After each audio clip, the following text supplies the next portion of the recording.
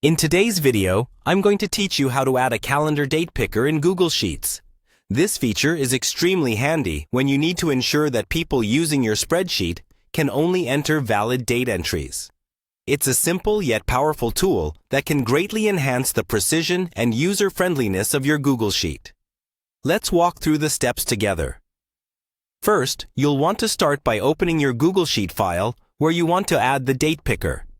If you haven't created a new spreadsheet yet, make sure you have signed into your Google account and head over to Google Sheets. Once you're there, either choose an existing spreadsheet or start fresh with a new one.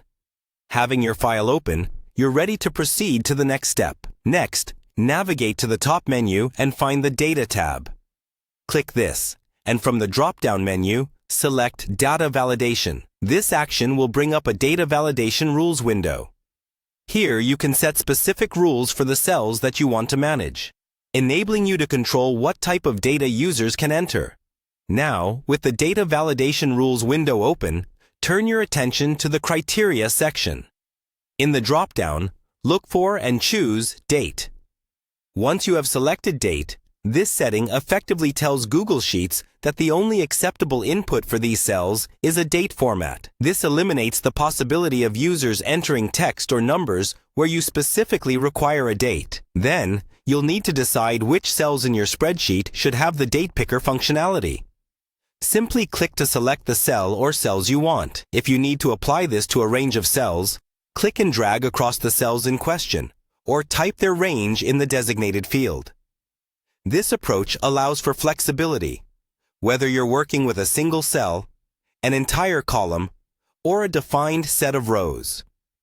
Once your desired cells are highlighted, it's time to finalize your settings. Look to the bottom of the Data Validation Rules window and click Done. This saves your criteria settings and applies them to the selected cells, activating the feature.